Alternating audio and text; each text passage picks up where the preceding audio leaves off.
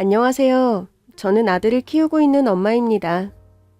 저는 어릴 때부터 좀 유복한 환경에서 자랐어요. 아빠가 사업가셨고 엄마는 교수셨는데 덕분에 저희 집엔 저를 키워준 유모도 있었고 가정부 아주머니만 두 분, 또 운전기사 아저씨가 있었어요. 저희 집은 어릴 때부터 다소 과하다 싶을 정도로 일관성이 있었어요. 예를 들면 초등학생 때 방학인데도 엄마는 매번 저를 아침 8시마다 깨우셨어요. 우리 딸, 일어나야지. 일어나서 씻고 밥 먹자. 엄마, 나 방학인데 늦잠 좀 자면 안 돼? 늦잠? 늦잠이 왜 자고 싶은데? 넌 어젯밤에도 9시에 잤잖아. 엄마가 보기엔 충분히 잤고 이제 일어나야 할 시간이야. 우리 엄마의 사전에 게으름이란 존재하지 않았어요. 물론 이제는 아이를 키워보니 시간이 되면 아이를 깨워야 규칙적인 습관을 들일 수 있다는 걸 알지만 어린 마음에는 그런 엄마가 어찌나 야박하던지요. 저를 키워준 유모도 있었지만 엄마나 아빠도 제 양육에 소홀하신 적은 없었어요. 제가 유모에게 투정을 부리거나 막무가내로 굴면 매번 저를 불러다가 혼을 내셨죠.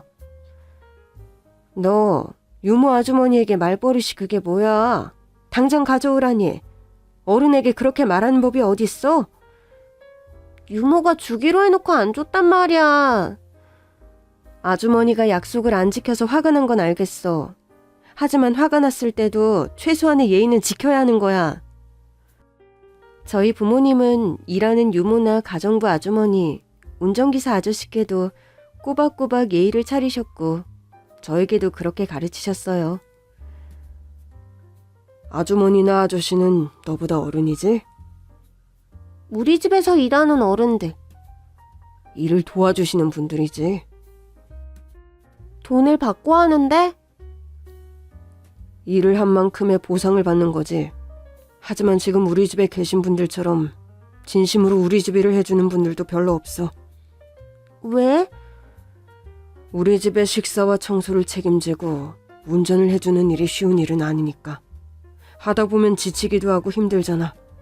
사람은 금세 딴 마음을 먹는 존재라서 필요한 게 채워지면 불평이 생기는 법이거든. 근데 우리 집에서 일하시는 분들은 늘 웃는 얼굴로 우리 가족을 대해주시지? 맞아. 그래, 그거야. 그렇게 늘 같은 태도를 갖고 일할 수 있는 사람은 별로 없어. 그러니까 그분들이 우리 집 일을 해주시는 걸 감사하게 생각해야 돼. 응, 알았어. 솔직히 어릴 땐 아빠의 말이 무슨 뜻인지 잘 몰랐어요. 다만 유모나 가정부 아주머니, 운전기사 아저씨들을 저도 참 좋아했어요. 지금 생각해보면 일하러 오신 건데도 저를 딸처럼 진짜 가족처럼 대해주셨고 가끔 엄마랑 아빠가 늦으시면 퇴근 시간이 지났는데도 피곤한 기색 한 번 없이 절 봐주셨거든요. 그때마다 엄마랑 아빠는 유모가 있으니 다른 분들은 퇴근해서 쉬시라고 했지만 단 한 번도 그 말은 듣질 않으시더라고요. 그분들 덕에 저는 외동에 바쁜 엄마와 아빠 밑에서 자랐음에도 늘 북적북적 저를 돌봐주는 사람들이 많은 환경에서 자랄 수 있었어요. 막상 그렇게 크고 보니 스스로 할 줄 아는 게 하나 없더라고요. 스스로 버스를 탈 줄 아나 지하철을 탈 줄 아나. 대학에 갔는데도 운전기사 아저씨가 데리러 오고 그 차를 타고 집에 올 수밖에 없는 일상을 살았죠. MT는 꿈도 꿀 수 없었고요. 기사 아저씨를 따돌리고 친구들이랑 더 놀려고 해도 어떻게 찾아내는 건지 매번 들켰어요. 특히 아빠는 저를 너무 사랑하셔서 제가 도랑에 발이라도 빠질까, 행여나 나쁜 녀석들 만나 상처받지 않을까 전전긍긍 하셨어요.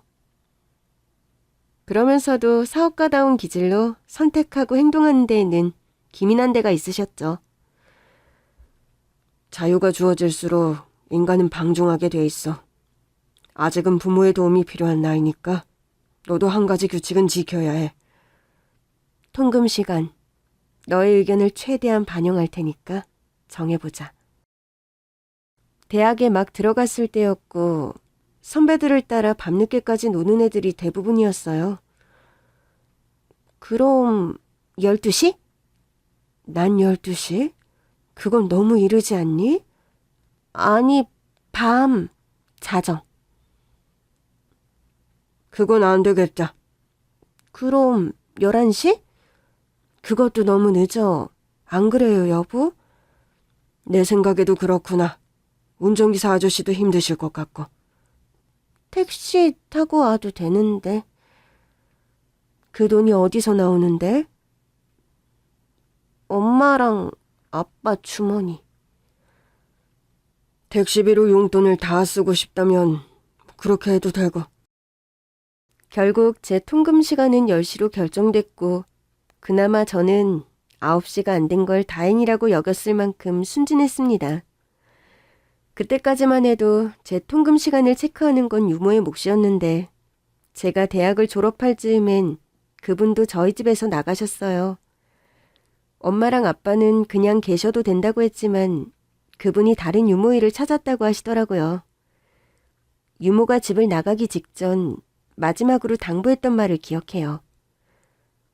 우리 희정이는 세상 물정도 모르고 그저 온실에서 자라서 나가려니까 발이 안 떨어져. 사람 함부로 믿으면 안 돼. 사람이 모르는 거니까. 혹시라도 내 도움이 필요하면 이 번호로 연락하고. 알겠지? 유모가 나가던 날 유모를 끌어안고 얼마나 울었는지 모릅니다. 엄마의 품보다 더 익숙한 냄새가 나던 유모를 보낸 뒤 저는 제가 어른이 되었다는 걸 새삼 실감했던 것 같아요. 그렇게 대학을 졸업하고 아빠 회사에서 일을 시작하려던 즈음 어느 날 갑자기 아빠가 묻더라고요. 이정아, 너 혹시 남자친구 사귀어 볼 생각은 없어? 저는 어이가 없었습니다. 아빠가 나 남자친구 사귀게 둔 적이나 있어? 대학교 졸업할 때까지도 통금 시간 10시인데 누가 나랑 만나려고 해? 그 통금 시간을 지키는 녀석을 만나야지. 아빠, 세상에 그런 남자는 없어. 그런 남자 있으면 한번 만나나 볼래? 그게 누군데? 아빠 회사에서 일하는 녀석인데 일을 얼마나 성실하게 잘하는지 보통 녀석이 아닌 것 같아. 실력도 있고 성실한데 반듯해. 회식 때도 주는 술 다 마시고도 흐트러지는 법이 없어. 아주 건실한 녀석인 것 같아. 아빠의 입에서 소개팅을 해보겠냐는 말이 나올 줄은 꿈에도 몰랐어요. 그는 아빠가 회사에서도 가장 믿는 직원이었고 저는 뭐 아빠가 그렇게 말할 정도라면 한번 만나보는 것도 괜찮겠다 싶었어요. 말씀 많이 들었습니다. 대표님께서 늘 따님 자랑을 하셔서요. 자랑할 게 별로 없는 딸인데 뭐라고 자랑하셨어요? 세상에서 가장 예쁘다고 하시던데요? 어머, 죄송해요. 저희 아빠가 원래 좀 딸 바보세요. 대표님은 원래 사실만 말씀하시는 편인데. 그러니까요. 자식 앞에서는 예외인가 봐요. 이번에도 사실만 말씀하신 것 같은데요? 대학에 다닐 때도 저 좋다는 선후배 동기들이 종종 있었어요. 그러니 아빠 외에 다른 남자들에게 예쁘다는 소리를 처음 듣는 것도 아니었는데 이상하게 가슴이 설레더라고요. 그를 만나고 돌아온 날 저도 모르게 거울 속에 제 얼굴을 빤히 보고 있더라고요. 예쁜가? 그때부터 그의 말이 신경 쓰이기 시작했던 거죠. 그 후 그는 저에게 먼저 안부 메시지를 보내는 등 불편하지 않을 정도로만 연락하는 눈치였어요. 아무래도 상대가 대표의 딸이니 좀 어려운가 싶기도 했습니다. 문자를 주고받다 보니 어느 순간부터 통화도 하기 시작했는데 이 남자가 만나자는 말을 안 하는 거예요. 제가 하도 답답해서 먼저 말을 했죠. 도대체 데이트는 언제 할 거예요? 해도 됩니까? 아니 그럼 평생 문자랑 전화만 할 거예요? 우리가 무슨 만날 수 없는 곳에 사는 것도 아니고 같은 서울 하늘 아래 살면서? 저는 늘 제가 먼저 문자 보내고 먼저 전화하면 받아주시고 그 정도만 하시니까 제가 그렇게 마음에는 안 드시는 줄 알았죠. 그날 이후 저는 먼저 문자도 보내고 전화도 걸었어요. 그 즈음엔 그 남자에게 푹 빠져 있었거든요. 결국 우리는 연인이 됐고 결혼까지 했습니다. 그러나 결혼 후 얼마 지나지 않아 아빠의 회사에 문제가 생겼습니다. 그 즈음 아빠는 사업 확장에 관심이 많으셨는데 된통 사기를 당한 거죠. 아빠는 그 문제를 해결하기 위해 백방으로 뛰어다니셨지만 결국 회사는 부도를 맞고 말았습니다. 그럼에도 남편은 걱정하지 말라고 하더라고요. 장인어른이 계시는 한 다시 일어나는 건 시간 문제야. 너무 걱정할 거 없어. 정말 그럴까? 그럼 지금으로선 부도 처리해서 일단 부채를 해결하는 게 더 나을 수도 있어. 나도 열심히 도울 거니까 당신은 임신만 생각해. 알겠지? 그럼에도 남편이 있어서 얼마나 다행이었는지 몰라요. 남편은 아빠가 가장 믿는 직원답게 아빠의 곁을 지키며 회사 문제를 같이 해결하려 했습니다. 그러나 엎친 데 덮친 격으로 아빠는 극심한 스트레스 때문이었는지 암 진단까지 받게 됐어요. 발견 당시만 해도 분명 치료가 가능한 암이었는데 이상하리만큼 전이가 빨랐어요. 수술하고 나면 또 다른 장기로 전이가 되고 항암 치료를 하는 사이에도 또 전이 됐습니다. 담당 의사도 이유를 모르겠다고 할 정도였죠. 결국 아빠는 극심한 고통 속에서 호스피스 병원으로 이송됐습니다. 아빠, 꼭 이겨낼 거지? 이겨내서 나 아기 가는 것도 보고 그럴 거지? 당연하지. 아빠를 뭘로 보고. 아빠, 이깟 병마에 절대 안 줘. 그러나 그렇게 풍채가 좋던 아빠는 그때 이미 뼈밖에 안 남은 것처럼 말라 있었어요. 결국 몇 주 뒤 아빠는 돌아가셨습니다. 아빠가 돌아가신 뒤 엄마는 굉장히 우울해하셨어요. 그러다 엄마도 암 진단을 받으셨는데 하필 말기 암이었습니다. 엄마, 우리 애기 태어나서 잘 자라는 거 봐야지. 조금만 더 힘내줘. 엄마는 아빠 곁으로 가고 싶어. 엄마, 그럼 난 어떡하라고. 넌 최서방 있잖아. 그래도 우리 손주 태어나는 것까진 보고 싶네. 태어나는 것도 보고 자라는 것도 봐, 응? 그때 저는 수년 만에 임신에 성공한 상태였습니다. 그러나 엄마는 제 출산 예정일을 며칠 앞두고 돌아가셨습니다. 엄마의 장례가 끝난 뒤 남편이 돌연 그러더라고요.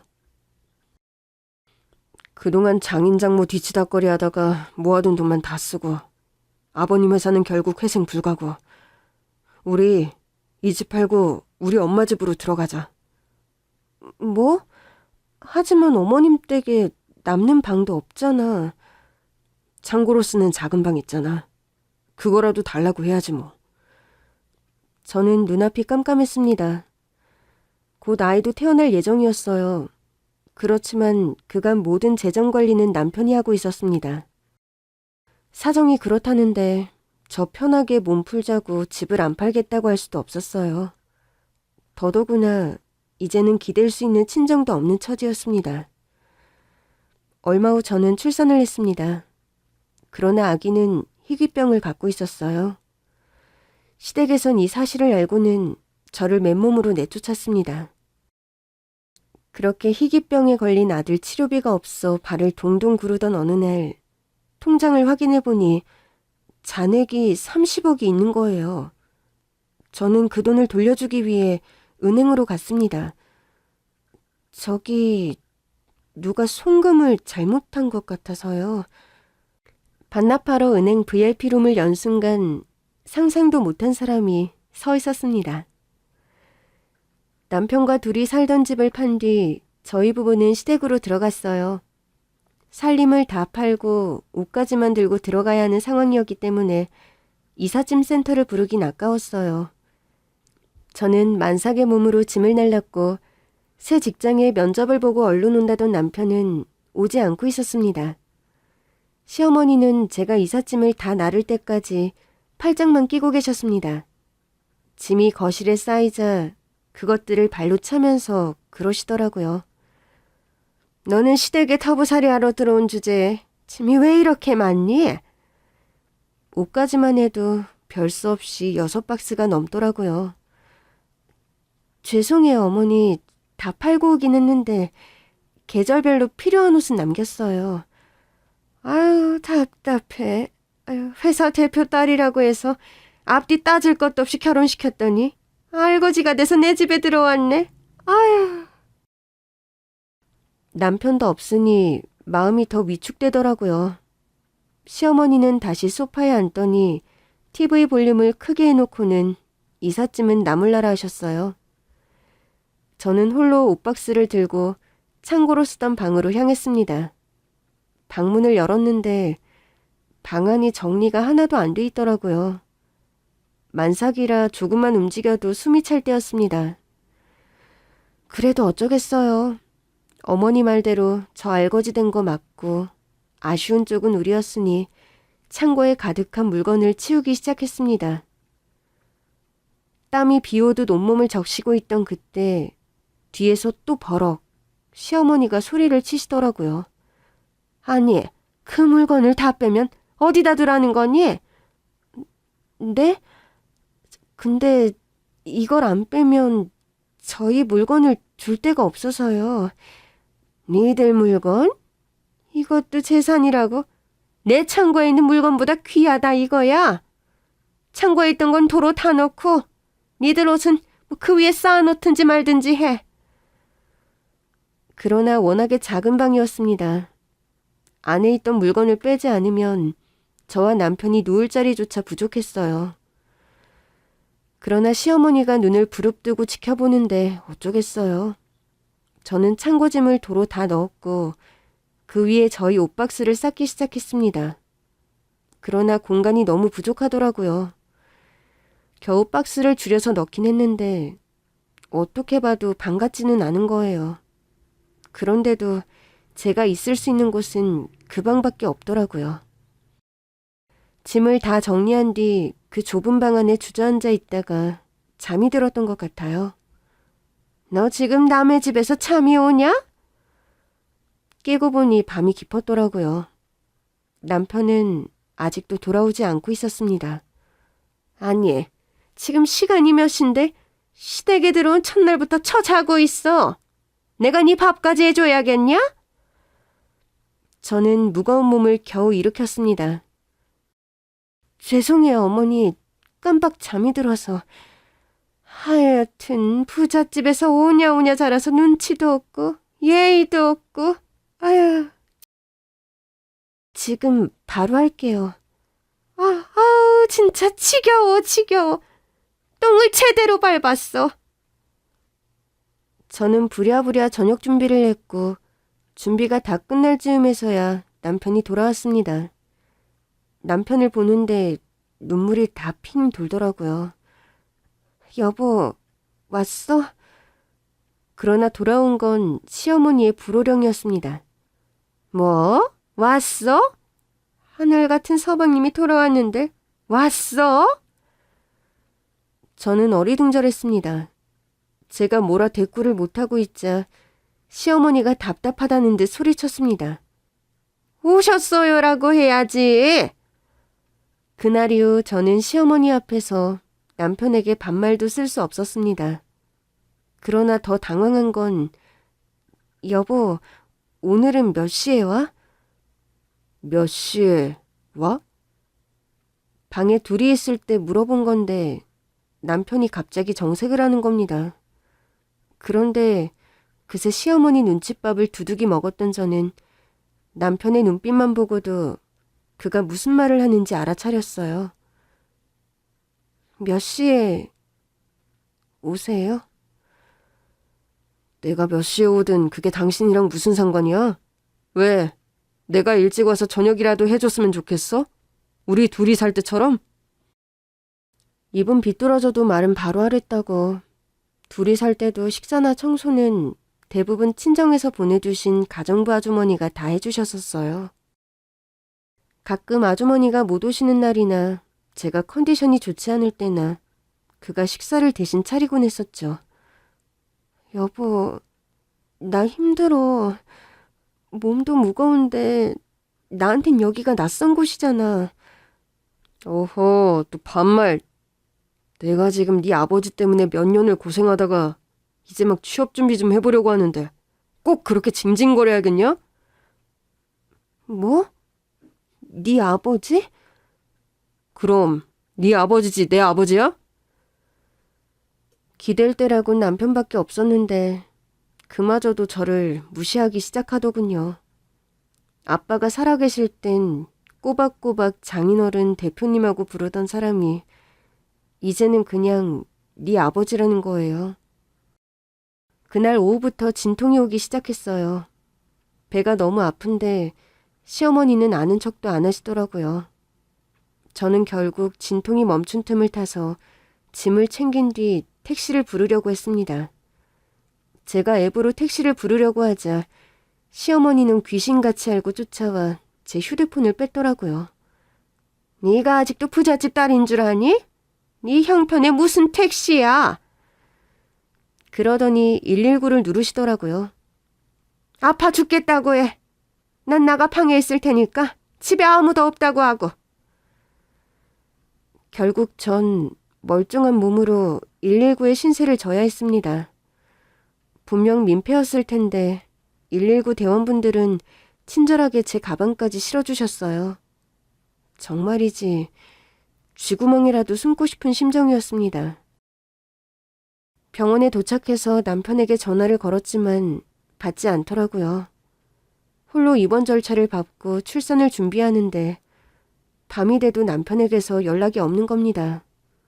그 즈음엔 남편에게도 기대가 크지 않았지만 그래도 출산을 한다는데 너무하다 싶더라고요. 결국 전 혼자 아이를 낳았어요. 문제는 아이를 낳은 뒤였죠. 간호사들이 저에게 아이를 보여주지도 않고 아이에게 바로 산소호흡기를 달더라고요. 선생님, 우리 애기 무슨 일이에요? 지금은 안 보시는 게 좋을 것 같습니다. 일단 신생아 중환자실로 옮겨서 검사부터 해볼게요. 그토록 기다렸던 제 아기는 호흡기를 단 채 분만실을 빠져나갔어요. 검사 결과 아기는 희귀병으로 인해 당장 수술이 필요한 상태였습니다. 결국 저는 아기를 병원에 둔 채 홀로 퇴원했어요. 일단 제 병원비라도 내야 하는데 남편은 계속 연락이 되질 않았어요. 엄마도 아빠도 안 계시니 연락할 데도 없고 고민 끝에 제 유모셨던 아주머니에게 연락했는데 바로 계좌로 병원비를 입금해 주시더니 병원까지 달려와 주셨어요. 이모, 야, 세상에 애가 애를 낳았네. 근데 신랑은요? 설마 아가씨 혼자 낳았어요? 유모를 이모라고 불렀었거든요. 유모를 보는데 그냥 눈물만 나더라고요. 결국 유모의 도움으로 제 병원비는 냈지만 아이의 수술비는 너무 큰 돈이었어요. 아가씨, 저도 백방으로 알아볼 테니까 일단 집으로 가서 시댁에 얘기를 해봐요. 그나저나 해도 너무들 하네.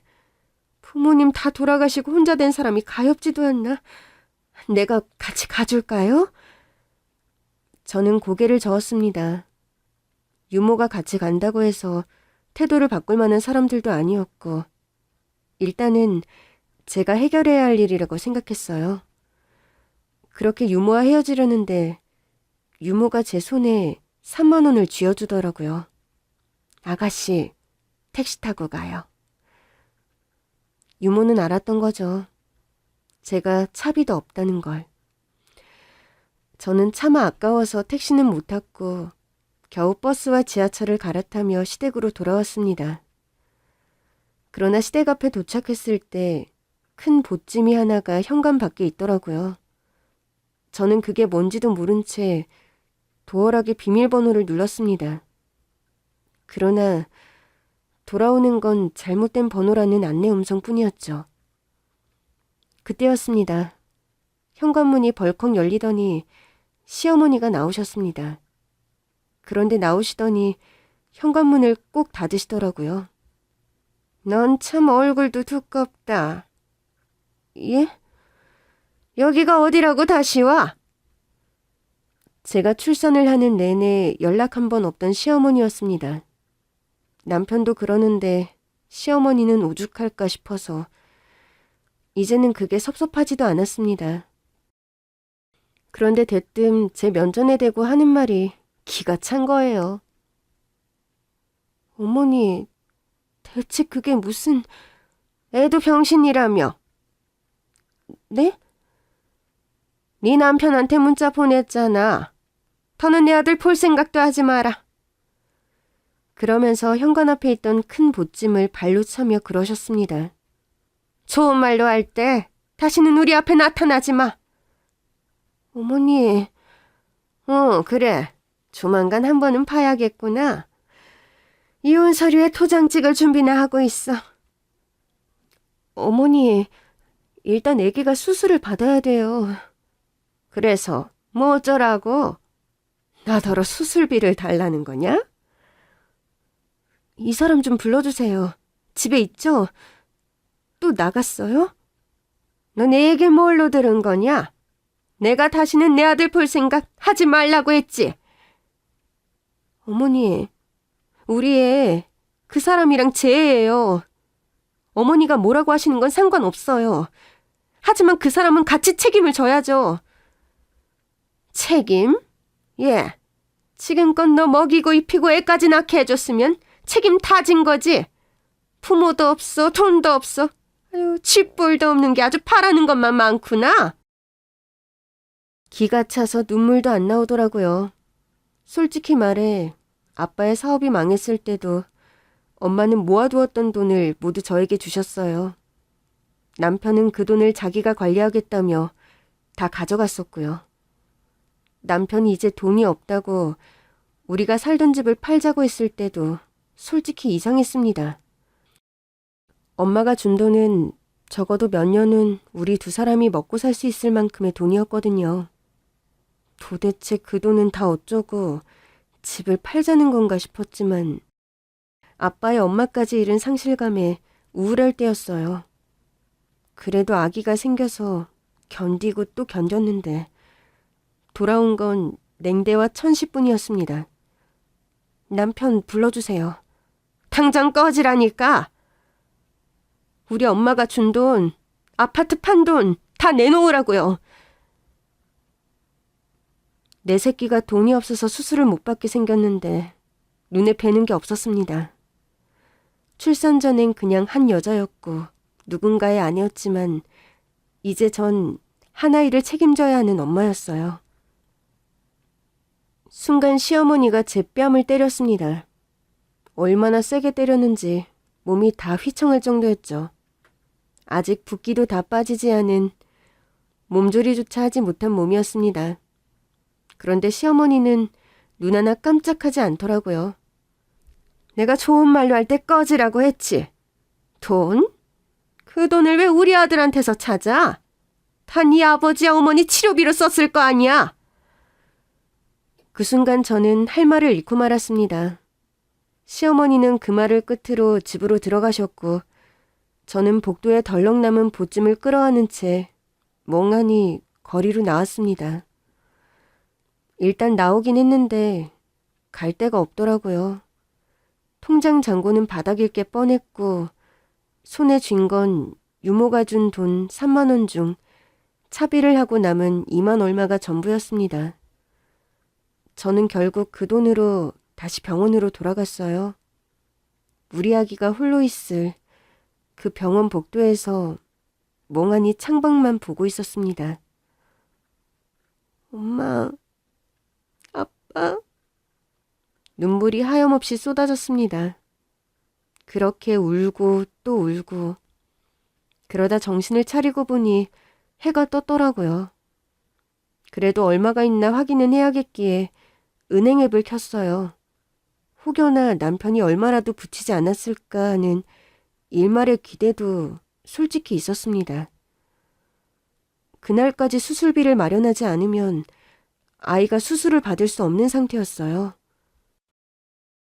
그런데 통장 잔고를 확인하는 순간 저는 제 눈을 의심했습니다. 잔고 30억. 공을 몇 번을 다시 세봤는지 몰라요. 이게 내 통장이 아닌가 싶어서 통장 정보까지 다시 확인했습니다. 그런데 제 통장이 맞더라고요. 수술비가 급하긴 했지만 출처도 모르는 돈을 쓸 수는 없었어요. 제 통장이 대포 통장으로 악용이 된 걸 수도 있으니까 일단 은행으로 향했습니다. 저기 누가 송금을 잘못한 것 같아서요. 은행 직원은 제가 보여준 잔고를 확인하더니 제 신원 확인을 하더라고요. 오셨네요. 이쪽으로 오시죠. 그런데 이상했습니다. 은행 직원이 저를 데리고 VIP 룸으로 가는 거예요. 저는 당황했습니다. 혹시 저 뭐 잘못한 건가요? 저 이 돈에 대해서 진짜 몰라요. 쓰지도 않았고요. 저는 그냥 송금이 잘못된 것 같아서 반납만 하려고 온 건데. 이쪽으로 오십시오. 그러나 직원은 제 말은 듣는 둥 마는 둥 VIP 룸의 문을 열었습니다. 혹시 경찰이 있는 건가? 돈을 잃은 피해자가 있는 걸까? 별의별 생각이 다 들었어요. 그런데 VIP 룸 안에는 상상도 못한 사람이 서 있었습니다. 아저씨? 대학생 때까지 저를 학교에 데려다주고 데려와 주셨던 운전기사 아저씨였어요. 아가씨, 드디어 찾았네요. 아저씨가 왜... 아저씨는 제가 결혼한 뒤 기사 일을 관두고 나가셨었거든요. 아저씨는 저에게 오시더니 제 손을 꼭 잡으셨습니다. 유모 아줌마한테 들었어요. 아기 낳으셨다고. 아유, 우리 아가씨가 아기를 낳는 날이 다 오고 세월이 무상합니다. 설마 아저씨가 이 돈을 넣으신 건 아니죠? 왜 아니겠어요? 제가 넣었어요. 그러니 마음 편히 쓰세요. 네? 아저씨는 제 손을 꼭 잡으며 한숨을 내쉬셨습니다. 이 모습을 회장님 사모님이 보셨어야 했는데. 손주 보셨으면 어떻게든 더 버티셨을 텐데. 아저씨의 말에 저는 또다시 펑펑 울고 말았습니다. 아저씨도 눈물을 훔치시더라고요. 일 관두고 아들이랑 지내고 있었는데 회장님이 돌아가셨다는 사실을 뒤늦게 들었습니다. 회사도 부도가 났다고 하고 사모님을 한번 찾아뵈야지 했는데 저도 좀 아팠어요. 그런데 그 사이에 사모님도 돌아가셨더라고요. 아빠 돌아가시고 상심이 크셨어요. 집안 사정까지 나빠져서 더 힘드셨던 것 같아요. 제가 더 빨리 왔어야 했는데 죄송합니다. 저는 도대체 뭐가 어떻게 된 건지 알 수 없어 어리둥절했습니다. 그렇지만 아저씨, 30억을 어떻게... 제가 이 돈을 어떻게 받아요? 아저씨에게서 30억이 어디서 난 건지는 둘째치더라도 제가 받기에는 너무 큰 돈이었습니다. 받으셔도 돼요. 아니요, 전 못 받아요. 전 그러시면 아이 수술비만 빌려주시면 제가 꼭 갚을게요. 아닙니다. 저는 아가씨 다 드리려고 송금한 거예요. 왜요? 아무리 예정이라고 해도 이건 너무 과해요. 우리 아들이 어릴 때 많이 아팠어요. 제가 기사 일할 때요. 어머, 그러셨어요? 갑자기 제 처지와 동일시되면서 당시 아저씨가 얼마나 막막했을지가 가슴으로 와닿더라고요.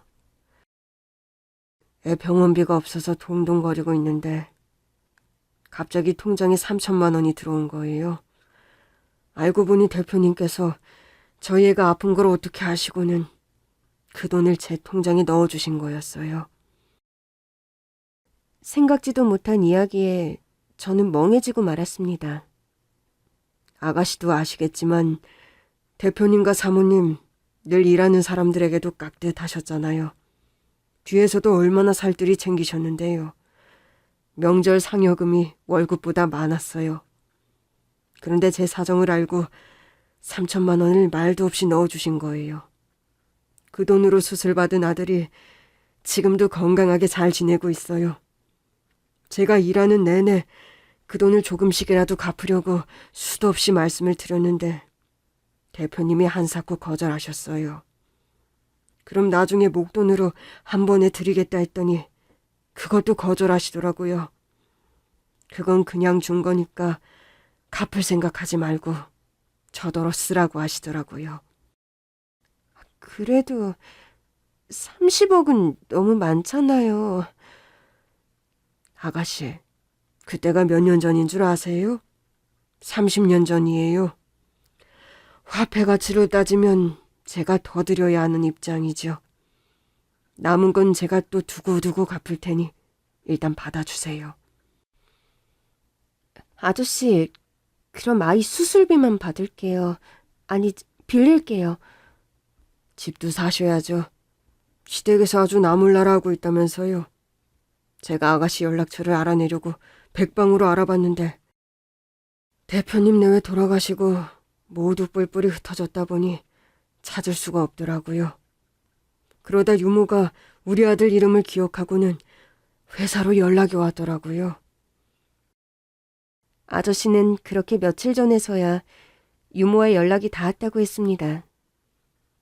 전에 아가씨한테 받았던 계좌로 돈을 넣을까도 했는데 마침 유모한테 물어보니까 전에 아가씨한테 받았던 계좌번호랑 똑같더라고요.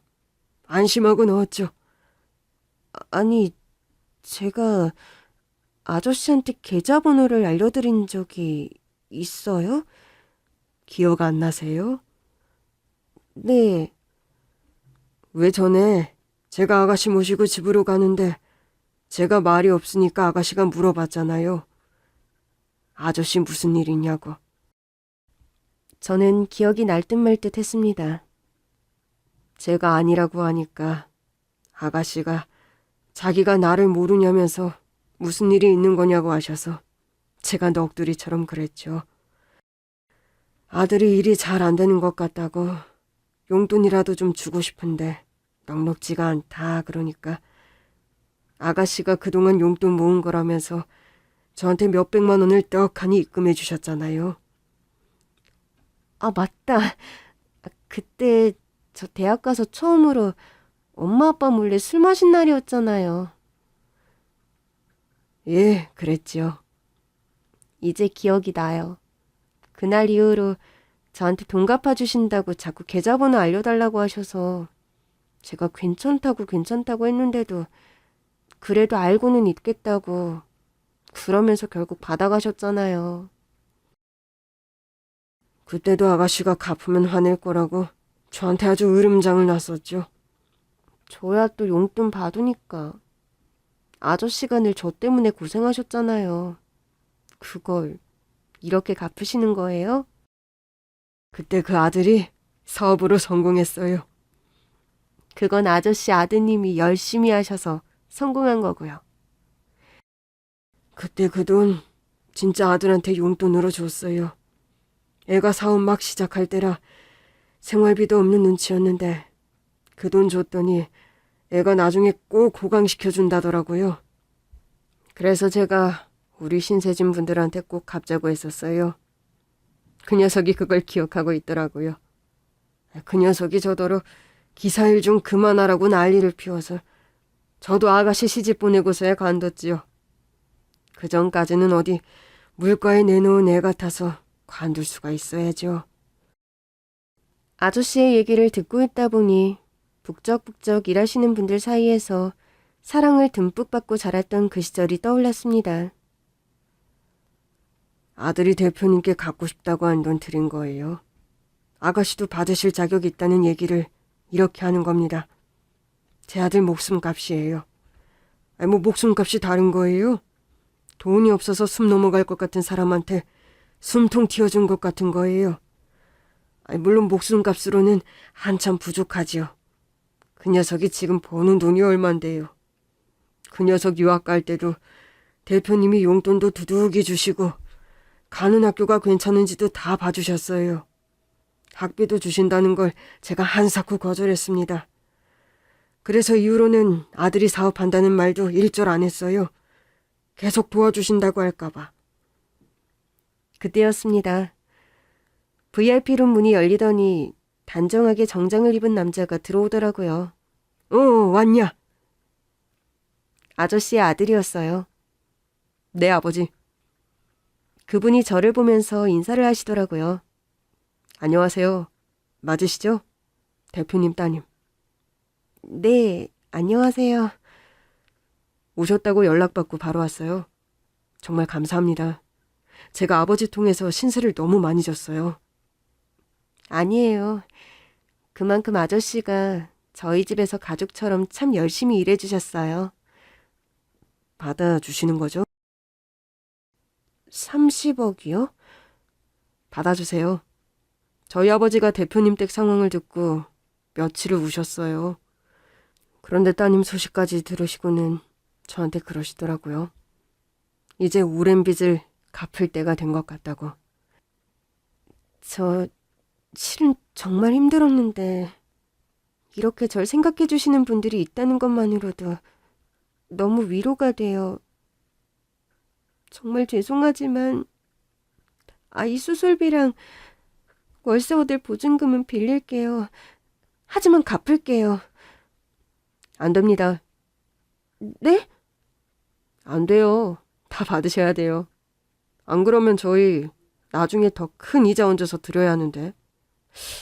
혹시 그걸 바라시는 건 아니죠? 저는 손사래까지 쳤습니다. 아니에요. 그런 거 진짜 아니에요. 농담입니다. 그러니까 거절하지 마세요. 저희한테 빚 갚을 기회도 주셔야죠. 안 그러면 저희가 정말 섭섭합니다. 그래요, 아가씨. 없는 돈 쥐어짜서 드리는 거 아니고 저희한테 충분히 있어서 드리는 거예요. 결국 저는 그 돈을 받았습니다. 그냥 눈물만 나더라고요. 아이 수술은 어떻게 시키며 행여시킨 뒤에는 또 어디로 가야 하나 눈앞이 캄캄했거든요. 저는 그 돈을 들고 병원으로 달려갔어요. 가서 아이 수술 좀 당장 시켜달라고 말한 뒤 바닥에 주저앉았습니다. 하룻밤 사이에 세상이 바뀐 것처럼 멍했어요. 정말 우리 아기를 품에 안고 병원에서 나올 수 있게 된 건가. 이게 꿈인가 생시인가 싶더라고요. 덕분에 제 아기는 수술을 잘 마쳤어요. 회복하는 데까지 시간이 조금 걸렸지만 곧 퇴원도 앞두게 되었습니다. 그런데 어떻게 알고 온 건지 남편과 시어머니가 병원으로 찾아왔더라고요. 애 수술은 끝났니? 그게 왜 궁금하세요? 마지막으로 애 얼굴이나 볼까 해서 왔다. 그러면서 시어머니가 남편에게 눈짓을 주니 남편이 떡하니 이혼 서류를 내밀더라고요. 차라리 잘 됐다 싶었어요. 두고 가세요. 제가 마저 작성해서 낼 테니까. 그건 좀 아니지. 뭐가 아니야?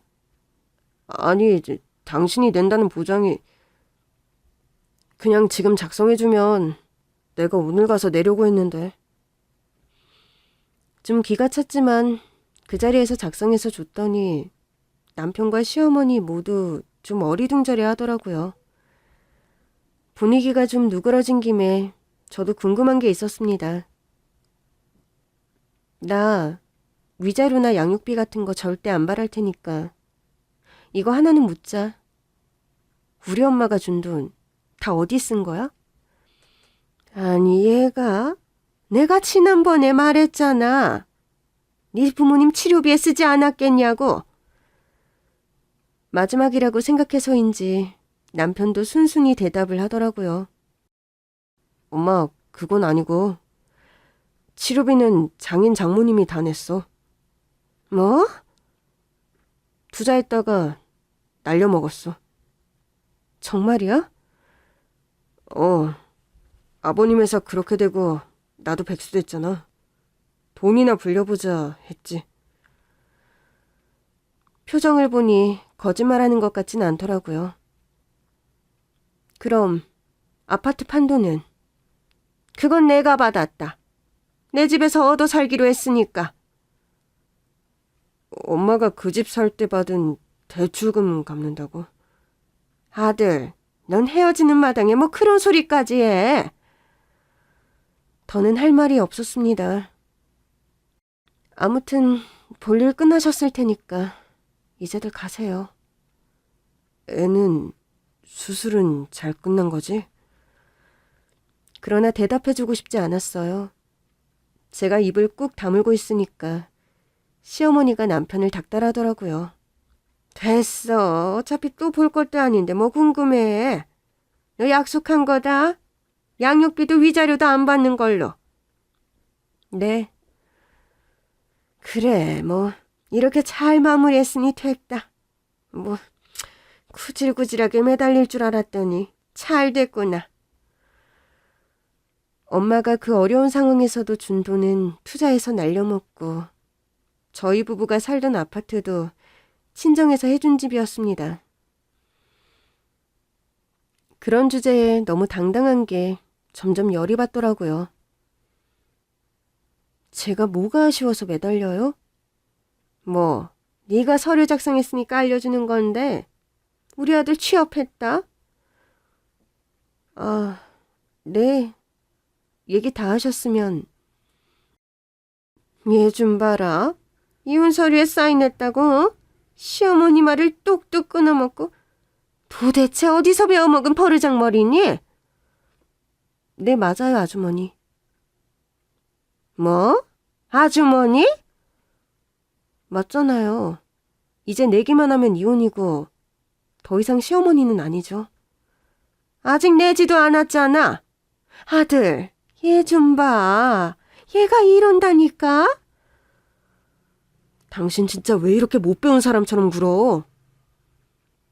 내가 이래서 너한테 수술비 주지 말라고 한 거야.